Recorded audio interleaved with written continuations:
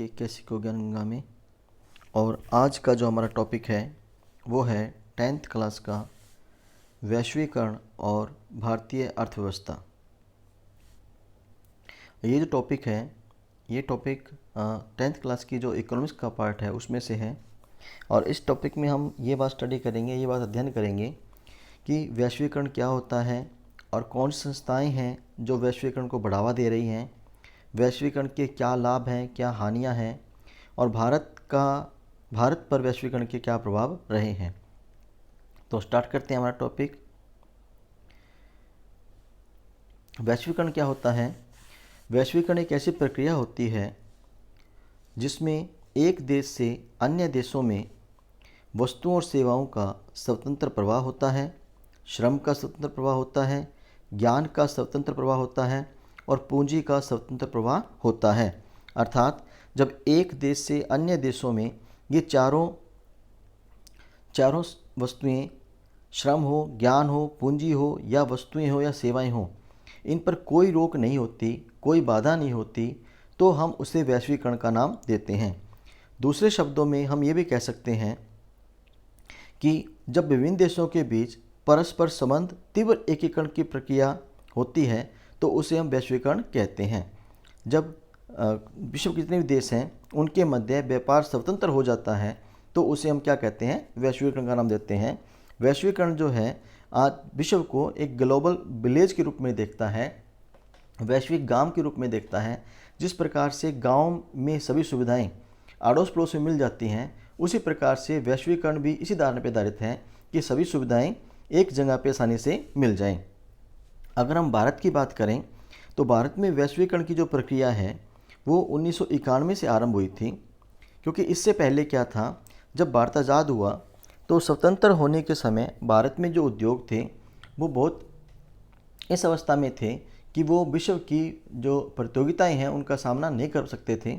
इसलिए भारत ने क्या किया, भारत सरकार ने क्या किया, केवल कुछ वस्तुओं को छोड़ करके, जैसे कि मशीनरी, उर्वरक, पेट्रोलियम, इनको छोड़ करके बाकी जो वस्तुएं थीं उन सब के आयात पर रोक लगा रखी थी, प्रतिबंध लगा रखा था, ताकि जो भारतीय उद्योग हैं उनको विदेशी जो उद्योग हैं उनसे प्रतियोगिता ना करनी पड़े और उनको नुकसान ना हो।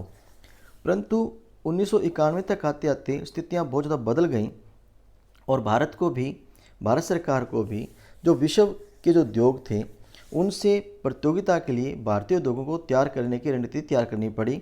इसीलिए 1991 में एलपीजी की नीति लागू की गई। एलपीजी की नीति क्या है? एल का मतलब है लिबरलाइजेशन, उदारीकरण, पी का मतलब है प्राइवेटाइजेशन, निजीकरण, और जी का मतलब है ग्लोबलाइजेशन यानी वैश्वीकरण या भूमंडलीकरण।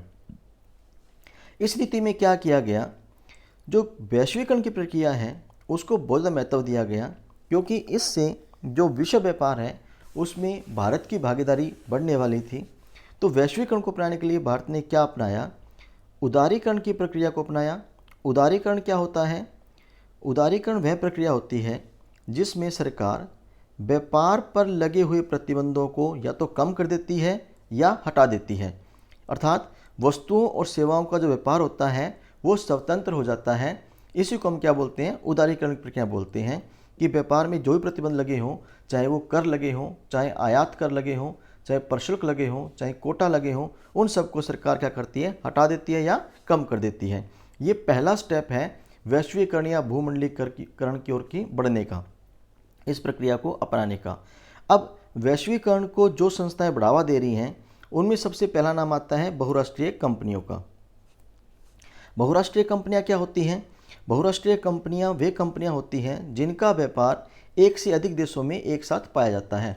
अर्थात ऐसी कंपनियां जो एक से अधिक देशों में अपना व्यापार एक साथ करती हैं उनको हम बहुराष्ट्रीय कंपनियां कहते हैं। जैसे कोका कोला है, पेप्सी है, सैमसंग है, नोकिया है।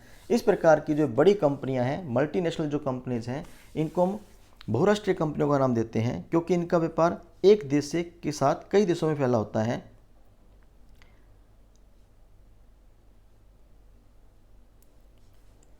अब बात यह आती है कि बहुराष्ट्रीय कंपनियां किन देशों में अपना उत्पादन आरंभ करती हैं। बहुराष्ट्रीय कंपनियां होती हैं वो उन स्थान पर या उन देशों में अपना उत्पादन आरंभ करेगी जो बाज़ार के नज़दीक होते हैं, जहाँ कम लागत पर कुशल और अकुशल, ट्रेंड और अनट्रेंड दोनों प्रकार की लेबर आसानी से मिल जाती है।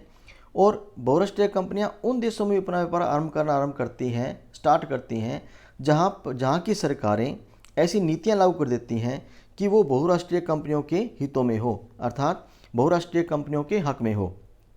क्योंकि कंपनियां बहुत बड़ी होती हैं, इनकी जो पूंजी होती है वो अरबों करोड़ों रुपए में होती है।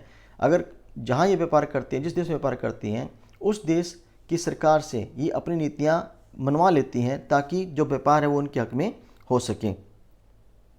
अब बात आती है कि जो बहुराष्ट्रीय कंपनियां हैं वो किस प्रकार से अपना व्यापार दूसरे देशों में आरंभ करती है। वो कौन कौन से तरीके हैं जिनके कारण बहुराष्ट्रीय कंपनियां अपने व्यापार को आरंभ करती हैं या उत्पादन को बढ़ाती हैं। अगर हम बात करें बहुराष्ट्रीय कंपनियों की, तो सबसे पहला जो तरीका आता है वो आता है बहुराष्ट्रीय कंपनियां दूसरे देशों में उत्पादन आरंभ करने के लिए या व्यापार करने के लिए निम्नलिखित तरीके अपनाती हैं।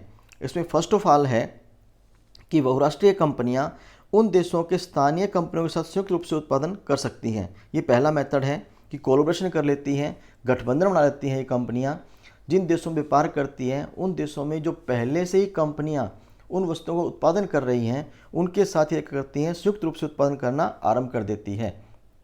जैसे मान लीजिए नोकिया कंपनी है, मोबाइल बनाती है, भारत में व्यापार आरंभ करना चाहती है, तो इसके पास दो तरीके हैं। पहला तरीका ये क्या अपनाएगी कि भारत में जो कंपनियां पहले से ही मोबाइल बना रही हैं उनके साथ गठबंधन कर ले और संयुक्त मोबाइल बनाना आरंभ कर दे। दूसरा तरीका इसके पास क्या आता है कि ये कंपनियां उन स्थानीय कंपनियों को खरीद कर भी उत्पादन का प्रसार कर सकती हैं।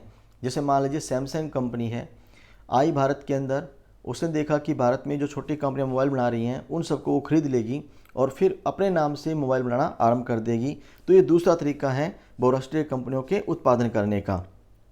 इसके बाद थर्ड तरीका क्या आता है कि बहुराष्ट्रीय कंपनियां क्या करती हैं, छोटे उत्पादकों को उत्पादन का ऑर्डर देती हैं, जैसे वस्त्र, जूते, चप्पल एवं खेल का सामान, और फिर उस तैयार माल को अपने ब्रांड के नाम से बेचती हैं।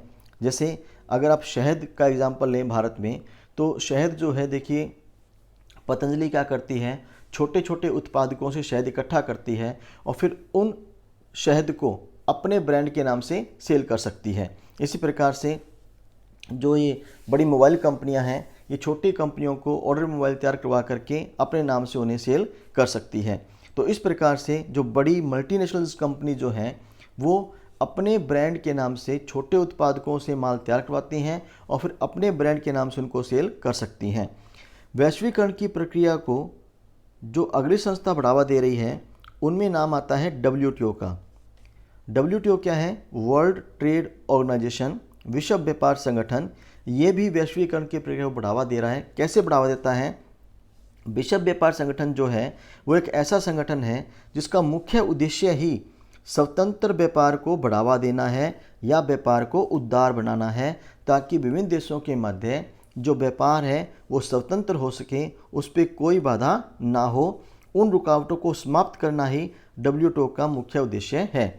अगर हम WTO की बात करें तो WTO से पहले जो उसकी पूर्व संस्था थी GATT, general agreement on trade and tariff, ये जो संस्था थी, ये संस्था भी व्यापार के लिए ही काम करती थी, लेकिन इस संस्था का कोई कानूनी पहलू नहीं था। अर्थात अगर विभिन्न देशों में मध्य झगड़ा हो जाता है व्यापार को लेकर के, तो इस संस्था का कोई लीगल पहलू नहीं था। इसलिए इस संस्था को समाप्त कर दिया गया और इसके स्थान पर 1 जनवरी 1995 को WTO की स्थापना की गई। इसके 164 सदस्य देश हैं, जिनमें से भारत भी एक सदस्य देश है। WTO की खास बात यह है कि WTO जो है वो एक कानूनी संस्था है, अर्थात विभिन्न देशों के मध्य व्यापार को लेकर अगर कोई झगड़ा होता है, कोई डिस्प्यूट होता है, तो WTO की एक अलग से कोर्ट है और उनमें उन झगड़ों का निपटारा किया जा सकता है।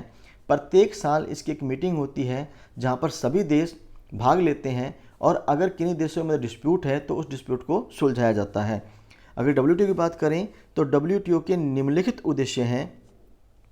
फर्स्ट ऑफ ऑल है अंतर्राष्ट्रीय व्यापार को उदार बनाना, अर्थात जितने भी देश हैं उनके मध्य व्यापार क्या हो सके, स्वतंत्र हो सके। अंतर्राष्ट्रीय व्यापार से संबंधित नियमों को निर्धारित करना कि किन किन नियमों के तहत व्यापार किया जाएगा, और जो नियम लागू हो जाते हैं सभी सदस्य देशों से वो नियम मनवाना भी उन नियमों को लागू करना भी WTO क्या है, उद्देश्य है। तो इस प्रकार हम देखते हैं कि वैश्वीकरण को बढ़ावा देने के लिए बहुराष्ट्रीय कंपनियां WTO जो है वो आगे रहते हैं ताकि विश्व व्यापार क्या उसके स्वतंत्र हो सके। लेकिन अगर हम वैश्वीकरण की बात करें तो वैश्वीकरण से प्रत्येक देश को कुछ लाभ भी है और कुछ हानियां हैं। हम यहाँ पर जो बात करेंगे मुख्यतः भारत की बात करेंगे कि भारत जो है उसको वैश्वीकरण से क्या लाभ हुआ है और क्या हानियां हुई है। पहले हम बात करते हैं लाभ की कि कौन कौन से लाभ हुए हैं। वैश्वीकरण के आगमन से क्या हुआ है, भारत में निवेश में वृद्धि हुई है, जो फॉरेन इन्वेस्टमेंट है वो बढ़ी है और उसके साथ साथ नई टेक्नोलॉजी भी भारत में अडॉप्ट हुई है। हम देखते हैं कि 1995 की अगर बात करें तो उस समय जो मोबाइल थे वो कीपैड के थे, सिंपल मोबाइल थे, लेकिन आज के टाइम में हम देखते हैं कि टच मोबाइल आ चुके हैं और इतनी अच्छी क्वालिटी के आते हैं। कारों की बात करें, बाइक्स की बात करें, किसी मर्जी फील्ड में ले लीजिए, टेक्नोलॉजी काफ़ी इंक्रीज हो चुकी है और इन्वेस्टमेंट भी क्या हुआ है, इंक्रीज हुआ है। सेकंड थिंग, बहुराष्ट्रीय जो कंपनियों के आगमन से क्या हुआ है, जो भारतीय उपभोक्ता है उनको कम कीमत पर उच्च गुणवत्ता वाली वस्तुएं प्राप्त हुई हैं, अर्थात लो प्राइस पे हाई क्वालिटी प्रोडक्ट उनको अब मिल रहे हैं। सेम एग्जांपल जो मैंने अभी लिया मोबाइल्स का ले लीजिए, कभी टाइम था कीपैड के मोबाइल थे, लेकिन आज देखिए वही मोबाइल है, लो प्राइस पे आपको हाई क्वालिटी मिल रही है। LED, LCD टीवी का ज़माना जा चुका है, LED का टाइम आ चुका है और लो प्राइस पे आपको हाई क्वालिटीज़ मिल रही हैं, HD 4K और उससे भी हाई क्वालिटी की टेक्निक्स आ चुकी हैं। तो टेक्नोलॉजी चेंज हो रही है, उपभोक्ता जो है उसके सामने बहुत से प्रोडक्ट आ चुके हैं जिनमें से अपने चॉइस का चूज कर सकता है और प्राइस भी काफ़ी कम हो चुके हैं पहले से। इसके बाद अगर हम नेक्स्ट बात करें तो अधिक से अधिक बहुराष्ट्रीय कंपनियों आने से रोजगार में क्या हुई है, वृद्धि हुई है। काम के जो तरीके हैं बदल चुके हैं, रोजगार लगातार बढ़ता जा रहा है। जो कर्मचारी हैं, जो व्यक्ति हैं वो अपने चॉइस का काम कर सकते हैं। कंपनियों के आने से रोजगार में वृद्धि हुई है, जहाँ पर एक कंपनियाँ एस्टेब्लिश होती हैं वहाँ पर रोजगार में क्या होती है, वृद्धि होती है। फोर्थ जो है, वैश्वीकरण ने कुछ बड़ी कंपनियों को बहुराष्ट्रीय कंपनियों के रूप में उभरने के योग्य बनाया है। ये भी हुआ है कि जैसे ही मल्टीनेशनल कंपनीज इंडिया में आई हैं तो जो भारतीय कंपनियां थीं उनसे प्रतियोगिता करने के लिए अपने आप को तैयार किया है। इनमें मुख्य जैसे टाटा मोटर्स है, इन्फोसिस है, रेनवेक्सी है, एशियन पेंट्स है, बहुत सी ऐसी कंपनियां, भारतीय कंपनियां हैं जिन्होंने अपने आप को तैयार किया है। क्योंकि देखिए जब बात लड़ने की आती है तभी व्यक्ति अपने आप को तैयार करता है, जब तक सामने प्रतियोगिता वाला ना हो तो व्यक्ति अपने आप को तैयार नहीं करता। सेम यही बात भारतीय उद्योगों पर लागू हुआ कि जब वैश्वीकरण की प्रक्रिया लागू हुई, बहुराष्ट्रीय कंपनियां भारत में आई तो उनसे प्रतियोगिता के लिए भारतीय कंपनियों ने भी अपने आप को तैयार किया। तो इनसे भारतीय कंपनियों को भी फायदा हुआ, लेकिन इन लाभ के साथ साथ कुछ हानियां भी हुई भारतीय कंपनियों को। उनमें क्या हुआ, बहुत सी कंपनियां ऐसी थी जो वैश्वीकरण आने के कारण क्या हो गई, बंद हो गई। इनमें मुख्य जैसे बैटरी है, प्लास्टिक आधारित उद्योग है, खिलौने, टायर, डेयरी उत्पाद और खाद्य तेल के जो उत्पादक थे उनको बहुत ज़्यादा नुकसान हुआ। क्योंकि वैश्वीकरण के कारण जो विश्व के कई देश ऐसे हैं जहाँ पर ये प्रोडक्ट काफ़ी लो कॉस्ट में बनते हैं, काफ़ी कम लागत में बनते हैं। जैसे चाइना है, चाइना के टॉयज़ अगर आप देखोगे तो भारतीय टॉयज़ के तुलना में काफ़ी कम प्राइस में मिल जाते हैं। इसी कारण से जो भारतीय उद्योग है उसको क्या हुई, इससे हानि हुई। अगर हम इससे आगे बात करें तो लघु और जो कुटीर उद्योग हैं उनको काफ़ी हानि हुई, क्योंकि लघु और जो कुटीर उद्योग हैं वो श्रम आधारित उद्योग होते हैं जहाँ पे श्रमिक ज़्यादा काम करते हैं, मशीनों से काम कम होता है। लेकिन वैश्वीकरण के कारण क्या हुआ, जो बड़ी फर्में हैं उन्होंने वो प्रोडक्ट बनाने आरंभ कर दिए जो हमारे यहाँ पे लघु और कुटीर उद्योग बनाते थे। जैसे कलात्मक वस्तुएं हैं वो हाथों से बनती हैं ज़्यादातर, लेकिन मल्टीनेशनल कंपनीज ने वही वस्तुएं क्या किया, अपने यहाँ मशीनों से बनाने आरंभ कर दी जो कि लो कॉस्ट में बननी आरंभ हो गई, जिससे जो श्रमिक थे वो क्या हो गए, बेरोजगार हो गए। इसके बाद अगर हम बात करें तो बहुराष्ट्रीय कंपनियों ने क्या किया, जिन देशों में भी जाती हैं वहाँ पे जो श्रम के जो कानून हैं उन्हें अपने हित में करवाने की कोशिश करती हैं। भारत में भी यही बात लागू हुई। इन्होंने क्या किया कि श्रमिकों संबंधी जो नियम, जो कानून थे उनमें लचीलापन लागू करवाने की कोशिश की। लचीलापन मतलब जब चाहे कंपनी उन श्रम कानूनों में परिवर्तन कर सके। ऐसा करने से कंपनियों को क्या फ़ायदा होता है, जो बहुराष्ट्रीय जो कंपनियां हैं वो श्रमिकों का शोषण करती हैं। जब तक उन्हें श्रमिकों की ज़रूरत होती है वो उन्हें अपने पास काम पर रखती हैं, और जब उन्हें ज़रूरत नहीं होती तो वो उन्हें काम से निकाल देती हैं। मीन्स हायर एंड फायर की पॉलिसी लागू की गई कि जब तक ज़रूरत है काम पर रखो, जब ज़रूरत नहीं तो काम से निकाल दो। ये श्रम कानून में लचीलेपन का बहुराष्ट्रीय कंपनी को पहला फ़ायदा है। दूसरे फ़ायदे की बात करें हम, तो दूसरा फ़ायदा क्या हुआ कि ये कंपनियां अपने यहाँ श्रम लागत में कटौती करना चाहती हैं। लागत में कटौती करना चाहती हैं ताकि कम लागत पे जो उत्पादन है वो तैयार हो सके और उसे लो प्राइस पे सेल कर सकें। अब लागत में कटौती करने के लिए कच्चे माल की कीमतों में कटौती कर नहीं सकती, तो क्या करेंगी? श्रम कानून में लचीलापन होने के कारण, उन कानून में परिवर्तन करने के कारण ये कंपनियां क्या करेंगी, जो श्रम लागत है, जो श्रमिकों की जो लागत होती है, मजदूर उनको जैसे उनको मजदूरी देती है तो मजदूरी में कटौती करना, या उनके काम के घंटे बढ़ा देना कि मान लो काम के घंटे 8 होते हैं, 8 घंटे काम करना होता है तो उनसे 8 घंटे काम न लेकर के उनसे ज़्यादा घंटे काम लेना। इससे भी क्या हो जाएगी, उनकी लागत कम हो जाएगी।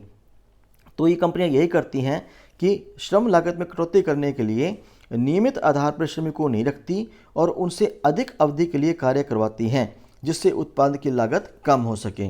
जैसे एक तो होता है कि श्रमिकों को 1 साल के लिए, 2 साल के लिए नियमित आधार पर रख लिया, उसके बाद कंपनी उसको निकाल नहीं सकती, लेकिन अगर निकालेगी भी तो 1 मंथ का नोटिस पहले देना पड़ता है, उसके बाद निकाल सकती है। लेकिन श्रम कानून में लचीलापन होने के कारण ये कंपनियां क्या करती हैं, उनको नियमित आधार पर नहीं रखती बल्कि कॉन्ट्रैक्ट आधार पर रखती हैं। 1 महीने, 2 महीने, 6 महीने का कॉन्ट्रैक्ट करती हैं और जब तक ज़रूरत है उसको रखेंगी, उसके बाद निकाल देंगी। कॉन्ट्रैक्ट में उनको जो मनी वेज है, जो उनकी मजदूरी है, वो भी कम देनी पड़ती है और उनसे ज़्यादा अवधि काम भी करवाया जा सकता है ताकि उत्पादन लागत क्या हो, कम हो। इस प्रकार से हम देखते हैं कि जो वैश्वीकरण है उसके भारत के लिए लाभ भी है और हानियाँ भी हैं। लेकिन एक खास बात यहाँ पे है कि हम वैश्वीकरण को त्याग नहीं सकते, छोड़ नहीं सकते, इसको अपनाना ही पड़ेगा, क्योंकि वर्ल्ड के साथ चलने के लिए इन प्रक्रियाओं को हमें अपनाना पड़ेगा, बजाय के इससे भागने के। इसमें शामिल होने के लिए हमें अपने आप को तैयार करना चाहिए। यही इस चैप्टर में बताया गया है। अगर चैप्टर अच्छा लगे, टॉपिक अच्छा लगे तो सब्सक्राइब कीजिए, शेयर कीजिए। Thank you.